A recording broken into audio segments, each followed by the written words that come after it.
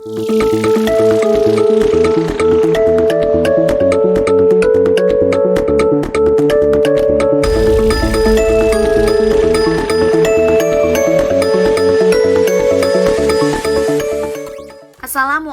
warahmatullahi wabarakatuh. Saya Aprilia Tripurwandari, dosen Keselamatan dan Kesehatan Kerja, Program Studi Teknik Industri Universitas Al-Azhar Indonesia.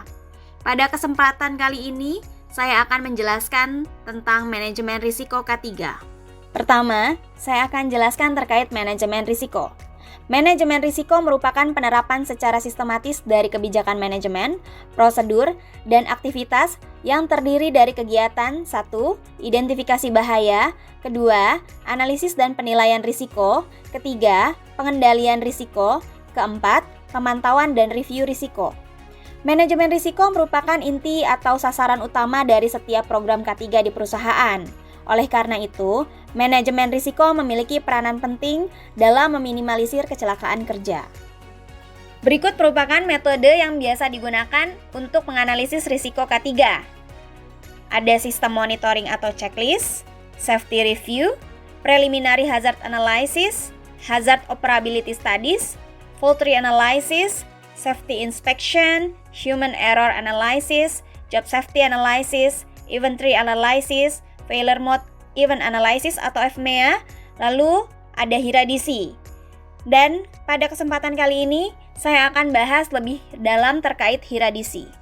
Hiradisi merupakan salah satu cara atau metode yang digunakan untuk mengidentifikasi bahaya atau hazard identification, menilai tingkat risiko atau risk assessment, dan menetapkan bentuk pengendalian risiko atau determining control untuk menyusun tujuan dan target K3 yang akan dicapai. Tahap pertama dari hiradisi adalah hazard identification atau identifikasi hazard.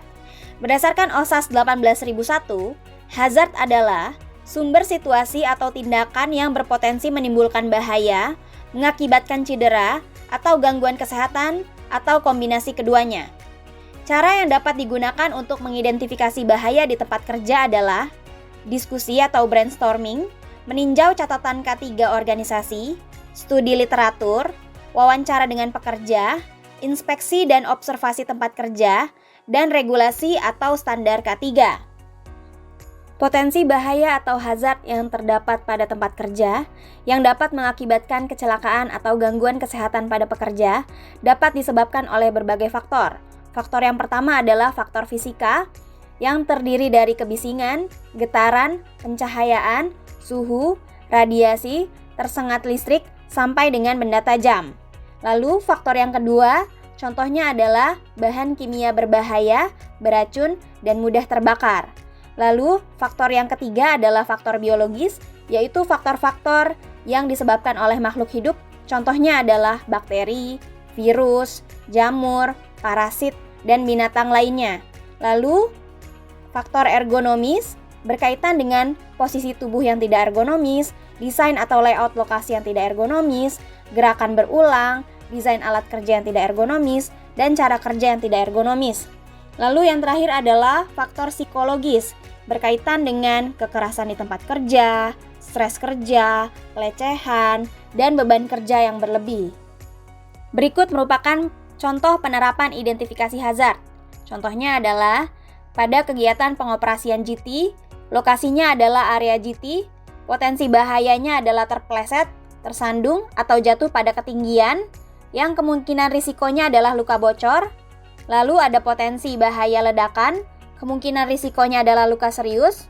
Potensi bahaya listrik, kemungkinan risikonya adalah tersengat listrik ataupun hingga kematian. Lalu kebisingan, kemungkinan risikonya adalah tuli, dan lain sebagainya. Tahap kedua dari hiradisi adalah risk assessment atau penilaian risiko. Risk assessment adalah proses mengevaluasi risiko yang muncul dari sebuah bahaya, lalu menghitung kecukupan dari tindakan pengendalian yang ada, dan memutuskan apakah risiko yang ada dapat diterima atau tidak. Tujuan dari risk assessment adalah menentukan level risiko yang menjadi dasar prioritas pengendalian risiko. Selanjutnya saya akan jelaskan terkait level risiko. Level risiko adalah ukuran besar kecilnya atau tingkatan suatu risiko. Level risiko ditentukan berdasarkan kombinasi antara level dampak atau consequence, atau severity atau tingkat keparahan, dan level kemungkinan terjadinya risiko atau dapat disebut juga dengan frekuensi, atau probability ataupun likelihood. Dengan kata lain, risiko sama dengan consequence dikalikan dengan likelihood. Tahap pertama dalam penentuan level risiko yaitu menentukan nilai dari consequence atau severity. Consequence atau severity yaitu tingkat keparahan atau kerugian yang mungkin terjadi dari suatu kecelakaan atau loss akibat bahaya yang ada. Contohnya adalah fatality atau kematian, cacat, perawatan medis, atau P3K. Lalu, skala penilaian dari consequence atau severity adalah 1 sampai dengan 5. Dengan 1 adalah negligible, yaitu kecelakaan kerja minor, sampai dengan catastrophic, yaitu sampai dengan mengakibatkan kematian.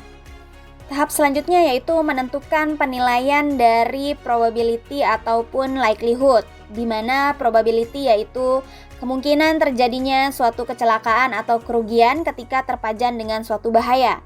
Contohnya, peluang orang jatuh karena melewati jalan yang licin, peluang untuk tertusuk jarum, atau peluang tersengat listrik. Skala penilaian probability ataupun likelihood yaitu 1 sampai 5, di mana 1 sangat jarang sampai dengan 5 sangat sering terjadi. Setelah dilakukan penilaian consequence ataupun severity dan likelihood atau probability, tahap selanjutnya yaitu menentukan level risiko dengan menggunakan risk matrix atau matriks risiko. Risk matrix yaitu alat yang digunakan untuk menilai tingkat risiko dengan memperhitungkan kemungkinan terjadinya bahaya dan keparahan risiko kecelakaan kerja. Contohnya, jika konsekuensinya adalah catastrophic dan likelihood-nya adalah likely, maka di sini catastrophic memiliki nilai 5 dan likely memiliki nilai 4, maka level risikonya adalah 5 dikalikan 4 yaitu 20 dengan kategori level risiko yaitu ekstrim. Setelah dilakukan penilaian level risiko, tahap selanjutnya yaitu melakukan evaluasi risiko. Dalam kegiatan evaluasi risiko akan diputuskan apakah risiko bisa diterima atau apakah risiko harus dikendalikan. Berdasarkan kriteria penerimaan risiko, untuk level risiko ekstrim dan tinggi, maka risiko tidak dapat diterima. Artinya, upaya pengendalian harus diprioritaskan untuk kategori level risiko ini.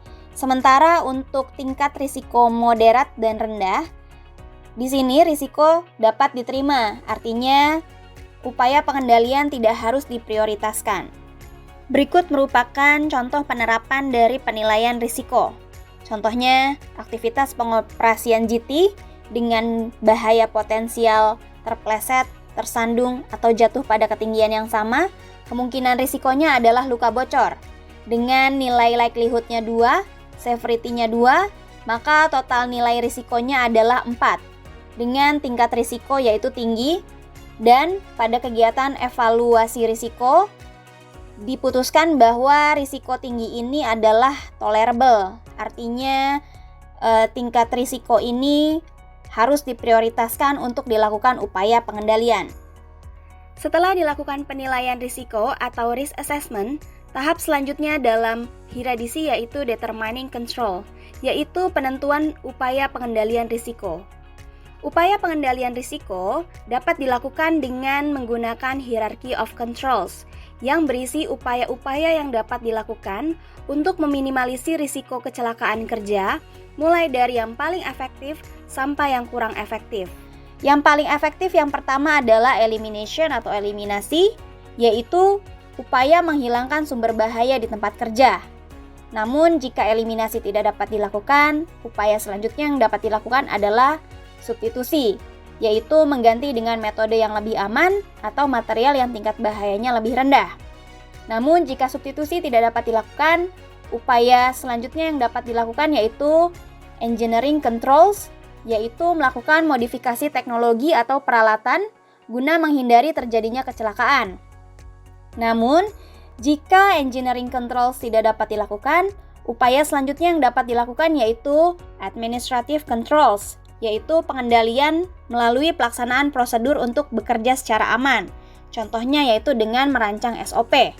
Lalu yang terakhir adalah personal protective equipment atau alat pelindung diri, yaitu alat pelindung diri yang memenuhi standar yang harus dipakai oleh pekerja pada semua pekerjaan sesuai dengan jenis pekerjaannya. Berikut merupakan contoh penerapan pengendalian risiko. Misalnya, pada kegiatan pengecatan dengan spray painting, dengan bahaya uap dari bahan cat, lalu upaya pengendalian yang dilakukan adalah yang pertama dengan eliminasi, yaitu meniadakan proses pengecatan.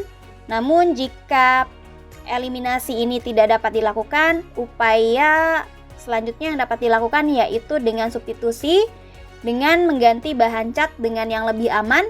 Namun jika substitusi tidak dapat dilakukan engineering controls, yaitu dengan melakukan pengecatan secara otomatis di dalam ruangan. Namun jika engineering controls tidak dapat dilakukan juga, dapat dilakukan administrative controls dengan melakukan pelatihan bagi operator.